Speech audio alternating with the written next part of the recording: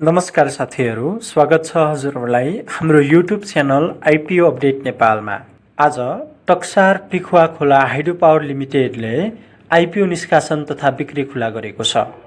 कम्पनीले आयोजना प्रभावित क्षेत्रका स्थानीय बासिन्दा तथा वैदेशिक रोजगारीमा रहेका नेपालीहरूका लागि निष्कासन गरेको आइपिओ बाँडफाँड पश्चात अब सर्वसाधारणका लागि आइपिओ निष्कासन गरेको हो। कम्पनीले जारी पुँजी 1 अर्ब 20 करोड रुपैयाँको 35.26% अर्थात् 42 करोड 30 लाख 66,800 रुपैयाँ बराबरको 42 लाख 30,668 किता सेयर निष्कासन गर्ने अनुमति पाएको थियो, जसमध्ये 12 लाख किता साधारण सेयर आयोजना प्रभावित क्षेत्रका स्थानीय बासिन्दाहरूका लागि र 3,03,067 किता साधारण सेयर नेपाल सरकारको सम्बन्धित निकायबाट स्वीकृति प्राप्त गरी विदेशमा रोजगार गरिरहेका नेपालीहरूका लागि निष्कासन गरी बाँडफाँड गरिसकेको छ।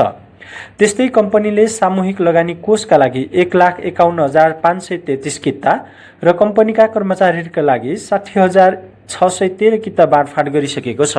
अब भने कम्पनीले सर्वसाधारण लगानीकर्ताहरूका लागि प्रति किता 100 रुपैयाँ अङ्कित मूल्यका 25 करोड 15 लाख 45,500 रुपैयाँ बराबरको 25 लाख 15,455 किता सेयर निष्कासन गर्न लागेको हो।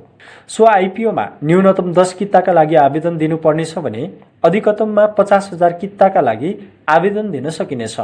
निष्कासन बन्द छिटोमा वैशाख 28 गते हुनेछ भने ढिलोमा जेठ 6 गते हुनेछ। आइपिओ निष्कासनको लागि गराएको रेटिङमा केयर रेटिङ्स नेपालले कम्पनीलाई केयर NPBB+ इस्योर रेटिङ प्रदान गरेको छ। यसले कम्पनीको दायित्व वहन गर्ने क्षमतामा औसत जोखिम रहेको सङ्केत गर्दछ। कम्पनीले सञ्चालन गरेको 8 मेगावाटको टक्सार पिखुवा खोला जलविद्युत आयोजनाको कुल लागत 1 अर्ब 88 करोड 21 लाख रुपैयाँ रहेको छ भने प्रति मेगावाट लागत 23 करोड 53 लाख रुपैयाँ रहेको छ। सो जलविद्युत आयोजनाको विद्युत अनुमति पत्र 25 वर्ष 4 महिना बाँकी रहेको छ। यस आयोजनाको साधारण लगानी फिर्ता हुने अवधि 9 वर्ष रहेको छ भने डिस्काउन्टमा लगानी फिर्ता हुने अवधि करिब 18 वर्ष रहेको छ।